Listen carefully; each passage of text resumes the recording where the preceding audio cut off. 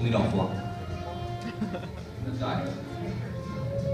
Hey, do me a favor, kick this music up and you guys watch these credits. These are the people that made the show, so we owe them that.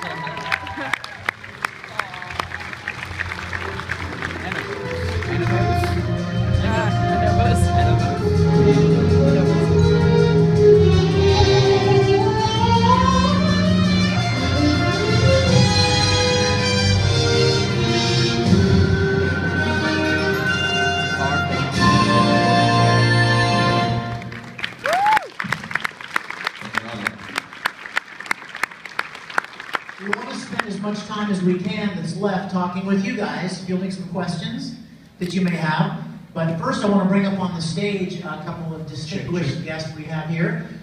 You guys please welcome the director of the episode you just saw, Mr. Chris White.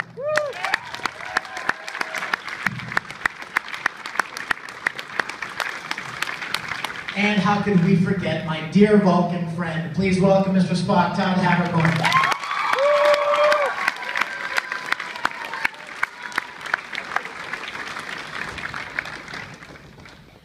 First things first, guys, congratulations on a really great episode. And sincerely, your mission to recreate, all four to recreate the feel of the original series, mission accomplished, guys. Thank you so much for putting this together. Did you guys enjoy it all right?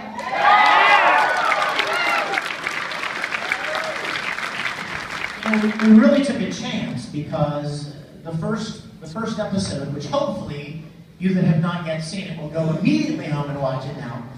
This is very different, right? Those of you that saw the first one. So it was a bit of a chance we were taking, but we wanted to tell the story. And you know, so many people know about Orion Slave Girls, even people that aren't Star Trek fans know about the Green Dancing Slave Girls. So we thought, let's tell a Green Dancing Slave Girl story. They never did that, only let's dive a little deeper into it. And I mean, how could you resist seeing Lou Ferrigno green again? When I asked him to do this, the only thing he said was, "Vic, don't make me look like the Hulk." I said, trust me, Louie, you're not going to look like the Hulk. Yeah, but the bottom line is, you got into a fist fight with the Incredible Hulk. Dude, come on! Come on! I had to figure out a way to get the double jump kick in. So first, talk about Chris, working with Chris as a director on a project like this that doesn't have a linear shoot day like a normal TV show would. So talk about some of the issues you guys had on putting the thing together. Well, Chris and I go all the way back to college days, and Chris is a very accomplished director in his own right, and he usually serves, in the first episode, he served as the first AD. And did an amazing job. And I asked him if he would step into the director's chair for this one. He did an amazing job. I'm going to let him take that. Well, I would say the thing that I like just watching this here is the performances. I mean, you guys both are amazing, but the acting is what I think I'm most proud of in this.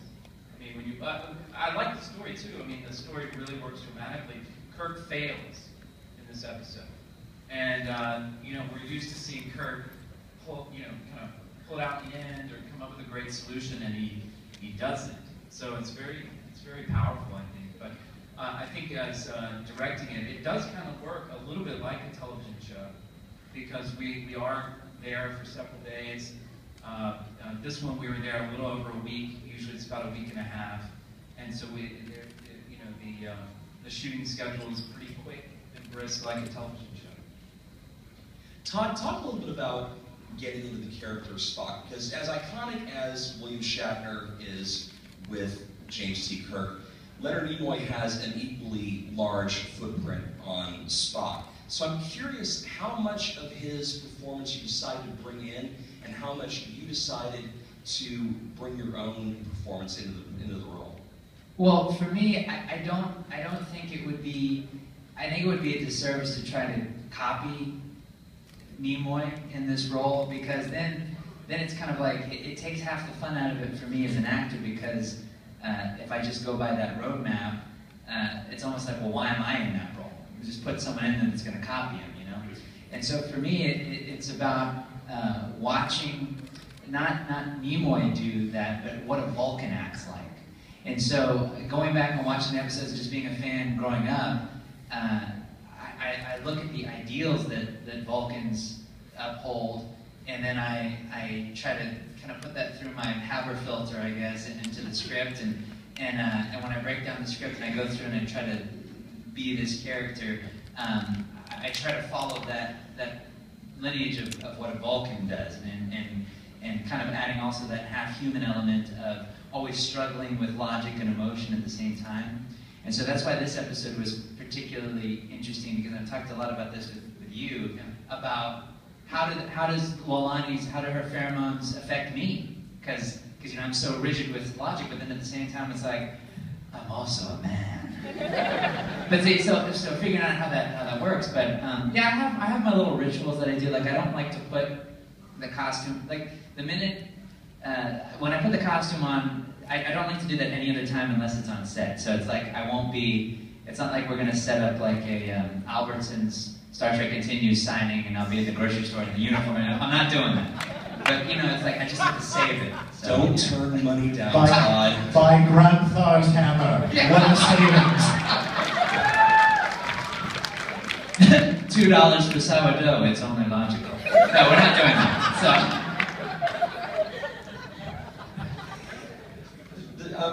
We do have both mics available, and we've got some questions over here. I do have one question before we turn it over. This is a script that would have made Roddenberry proud, because when Star Trek was at its best was when it was dealing with issues that you don't necessarily see on television, and specifically with the rights of slavery and second-class citizenry and the rest. What drew you to this script to do this as the second episode? Because it's an ambitious script to do for your second half, but then you're also looking at something that would have been really iconic in any era to do. Well, we decided from the very beginning we wanted to tell compelling stories. I mean, there are a lot of fan productions out there, but we wanted to be able to find stories that go deeper. You know, that go deeper than, oh, we fire phasers, we fight the Klingons, and flip open a communicator. You know, we wanted to tell compelling stories, because for me, that's what the original series was all about. It was all about the story. And when a friend of mine, Houston Huddleston, and I were sitting around chatting, we came up with this story, and we had somebody write the screenplay. But we wanted to not just deal in kind of not just address like slavery in general, but sex trafficking, and something that is just considered common practice on this one planet, and how to address that from a standpoint of the Federation that doesn't have, you know, that world isn't Orion is not a member of the Federation, so they only could do so much. And you know, many people wrote after our first episode, when are we ever going to see a woman in a position of authority? I mean, of course there was Uhura, but they were talking about like really like a captain of a ship or a commodore. And I thought, you know what we should do? We should have the Commodore in this episode be a woman.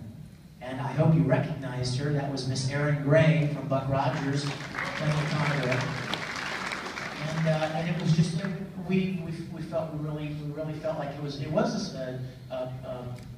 risky, not risky, but an ambitious story to take on. You guys don't ever, if you ever make a TV show, don't ever make a show where you have to paint two people completely green.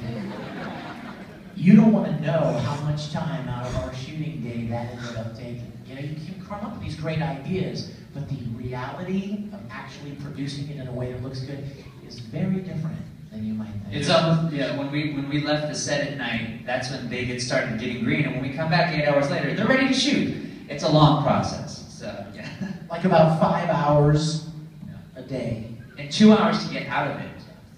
Yeah. Well, at least you didn't have a post-production team that was trying to make her flesh tone again, like what happened in the original series. Right. So at least you didn't have to deal with that nightmare as well. We'll start over here and go back and forth. You first.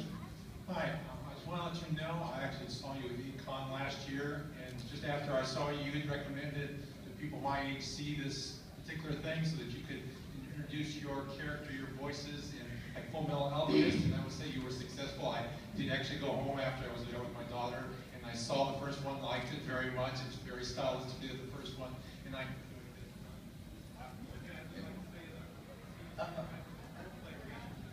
Oh, we lost him. A little bit louder, sorry, we lost your microphone, but keep, yeah. Oh, that would be fun. Yeah, I love those. I love Coldplay. Sorry to miss it. Thank you so much. Thank you. We're swapping out the battery over here, so we'll get that mic back. Let's see. Yeah, right over here. Hi, Vic and Todd, you guys are like just my favorite people in the whole wide world. That's logical. I didn't know Todd was going to be here. I didn't know Todd was going to be here. That was just perfect, by the way. I didn't know Todd was going to be here. I was wondering if I could hug him. Come on! There will be a Vulcan hugging immediately after this time. Did we get that mic switched down? Want to sit back over there? Yes. Fabulous. Back over here. I have a question more on the technical side. I know that filmmaking has evolved in the past 50 years. Lighting design, makeup, camera techniques. How do you strike a balance between using modern production and kind of paying homage to the production from 50 years ago without being shackled by it? We would be lost without our director of photography, Matt Busey, who's brilliant. And pretty much what you're seeing here is Matt's lighting the set as similarly as we can to the original Star Trek. It's a technique called high key lighting, where the lights are very hot and very tall.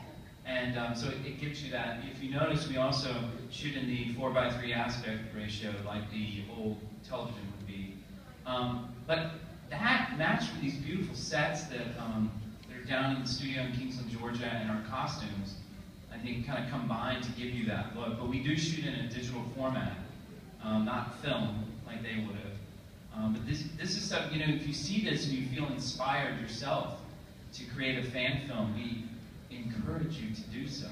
And also, I think what was really helpful to get into the mindset of the 60s and that era is I would walk around and often say, hey, smoking's good for you.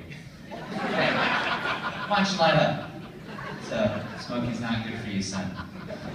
You know, also, let me add, from a technical standpoint, we did shoot on videotape, a really high-end video camera, but after everything is edited and color corrected, the last thing that Matt Busey does, he puts grain in the footage. He literally adds film grain to the footage to make it look more like film.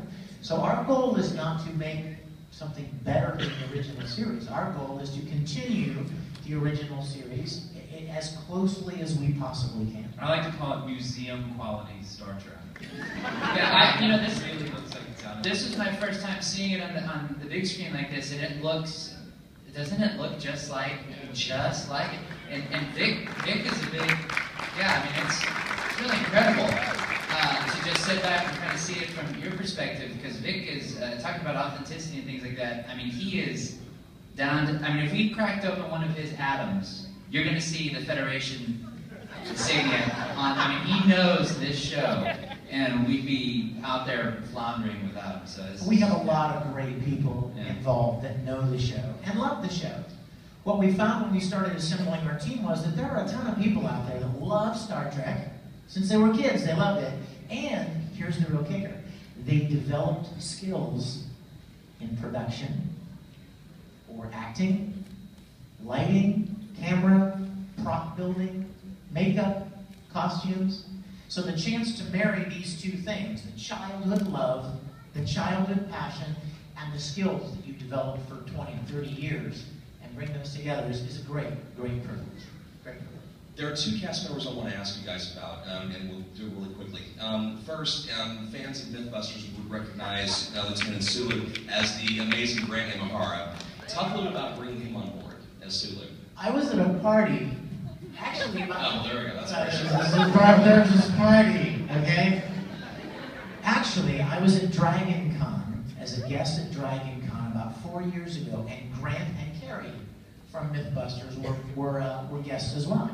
And we hosted the masquerade together, became buddies, and about 2 years ago, I saw him at a party, and he was like, hey, Vic, I'm like, Grant, hi.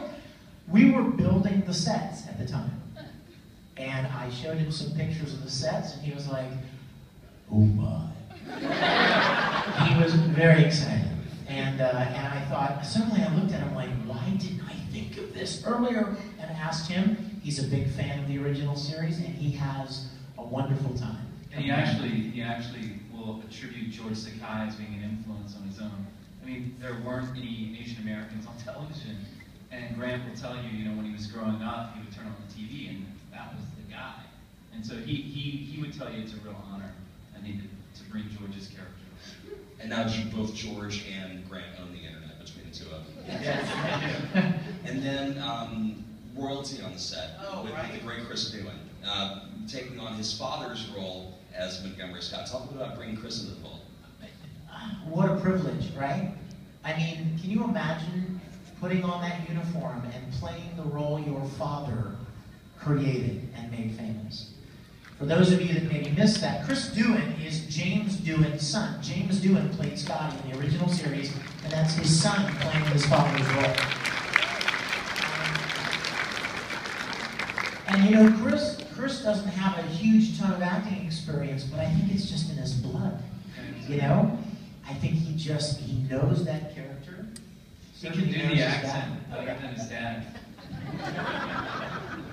Neither one of them is Scottish between the two of them. All right, right back over here. Yeah, first of all, I wanted to say just one thing real quick. The way you guys portray the characters, you know, it's so nuanced and so well done without bordering into satire. You know what I mean? Like, when you might get great fan productions, but they, like you were saying, try to imitate. And you don't do that. You just capture the essence and said, so that's, first of all, thank you, that is awesome. And then second of all, I was curious if you could tell me, when you guys were first coming up with the idea to come up with Star Trek Continues and bring it out, took me back a little bit, like a little nostalgic here. What was it like when it hit you that you were going to be able to pull this off, that this is going to happen? Well, for me, the reason I got involved, Vic approached me about it, and the reason I got involved is because I knew it was going to be something special. By nothing that I would bring to the table, but just because it would be a very well done production. And so I was like, yeah, I'll ride that starship. Let's do it. And so I definitely fought. I mean, my audition tape. We shot it on green screen, and he sent sides of the episode because he wanted to see what Spock would do. And so I shot it on green screen and took my performance and put it in the original episode. So when Shatner's talking and it cuts to Spock, it's me in the episode. That needs to be on YouTube. No, it doesn't. Someday. Yes, it does. Someday, if I want to get back into Capricorn, I'll put that on screen. You know, it's funny that you said something about the nuances of the performance too, because I have to tell you something funny. When we shot the first episode, I took Chris aside. I directed the first episode, but when you're directing and acting, you often find your attention split. You don't see things clearly sometimes. I took Chris aside. I remember it was in the sick bay. And I took him aside and I said, "No, Chris, if you see me doing too much Shatner, you tell me. Tell me if I'm doing too much." Because I love Bill Shatner, and I love that Captain Kirk, and I would never want to do anything but honor his performance, not mimic or parody in any way. So we wanted to capture enough of the original actors' performances so that you as the audience immediately know. You immediately accept that these are those characters, different actors 50 years later, but these characters, and then continue from there. You wanted to pay tribute. There's a few times I have said to you, after a take, you're giving me too much Shatner, but normally I trick you. And I just say, hey, try something different here, and I divert you. So that's what you do, directors. You're the great Trick diverter. actors. No, but the best part of being on set, honestly, is not making these episodes you see, it's just listening to them between takes, doing Kirk and Spock scenes that they're improvising. That court, when we first come through. Yes. The scene where we walk out and he says, "Jinx, Captain," and I say, "Jinx, Mr. Spock." It's something people used to say when they said when they said the same thing at the same time. But we got a lot of time to kill on the set. And if Matt were rolling on that, I mean, I think it was like 30 minutes of just something different every single time we went through there. Mr. Spock. Yeah, I'd walk there, instead of saying Jinx, I'd be like, yeah, hamburger captain. And we just go with it. You're like, hamburger, Mr. Spock. He was a character from a fast food restaurant in the early 20th century. He would steal hamburgers. Yeah, that's Just make it up, you know? And that's Beef why your patty, budget just to doubled. see bun spot. That's why the budget was so high. Please, next question. This is getting scary. Right over here. Hi. I have two questions. One, how much does the new movies impact what you do on what you filmed? None at all. None at all? I don't know. Well, I'm answering for me. I mean, I thought saving Mr. Banks had a big influence. I mean, just any new. Oh, changing. no, we wanted to make original Star Trek. We wanted to continue that amazing, magical show that started everything. You know, 7 TV series, countless motion pictures. I mean, it's the iconic quality of the original series of Star Trek is I don't think it's unparalleled, personally.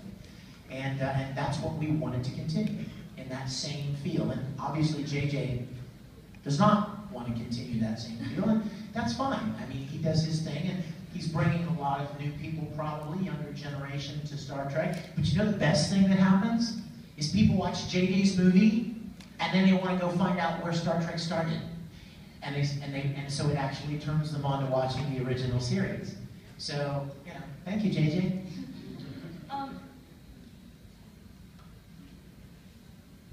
Back over here. Congratulations on episode 2, guys. Excellent job. Really enjoyed it. Thank you. Question I have, if you featured the Orions in this episode, any chance you're going to feature Andorians in a future episode? Because painting people blue is a lot easier than painting people Oh, green. absolutely. Great, we just gave him the aneurysm. Thanks, pal. Our makeup team would shoot me dead. I've got this story about 5 Andorians. No, it could be a black and white episode. Actually, you're flat. Vic gave me permission to say one little tidbit about our next episode, and I'll give you one hint. We're going to make it so. I'm kidding. You're supposed to say that while he's taking the drink, so we can have this take a shower. Hey, I want to, you know what? I didn't answer the rest of your question, and in 10 seconds, I'm just going to tell you, when I was 10 years old, I would have never dreamed in a million years that we would get to put on uniforms and walk onto a perfect set and play these characters that inspired us when we were little kids. It's a thrill beyond thrills, and I'm so honored to be a part of it. And you guys enjoying what we do, that puts it over the top. It's just beyond words. We've got time for 2 more. One over here. First, I'd just like to say that you guys are doing a fantastic job of capturing the feeling of the original series. Thank you. And Thanks so much. I would just like to know, what have been some of the biggest challenges during production?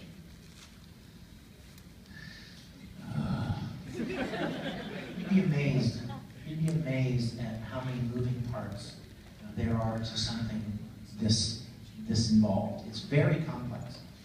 You're dealing with everybody's there because they want to be there and they love it, and there are a lot of very professional people on the set making this happen and look so great.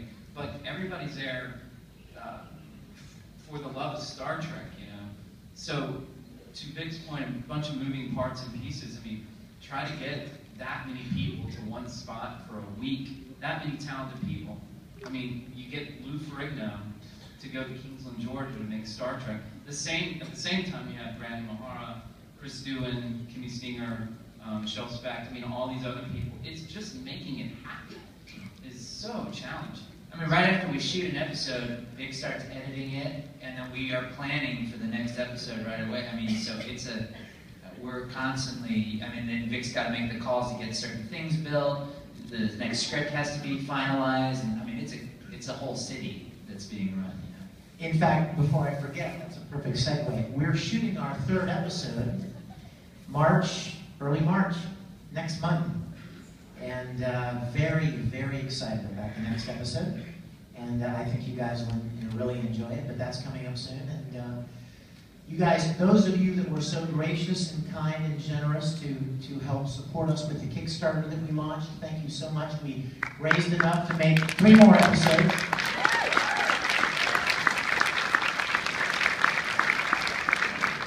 In case you didn't know, the first episode that we made, we didn't ask for any money. We actually put our own money into that because we wanted to make it first to prove to you what we could do.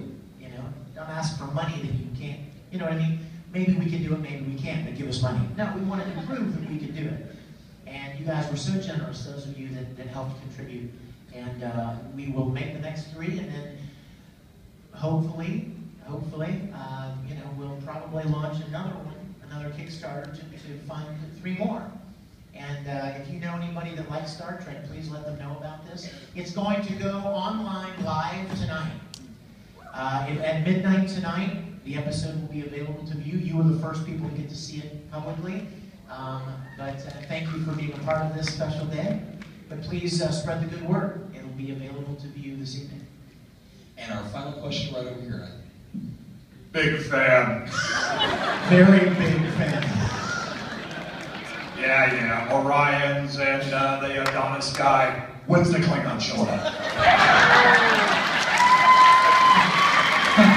Scotty, phone him up. You Klingon bastard! You killed my son! You Klingon bastard! You killed my son. He was in the way, sorry. I never trusted Klingons. And I never will. You know what? We're all about the story. Story. If we can find a good story that involves Klingons, we'll tell it. But that's the most important thing to us, is a good story. You'd be amazed how hard it is to find really good stories. If you really start getting selective, it's a lot harder. A Klingon and McCoy walk into a space bar. Stop me if you've heard this one. I have.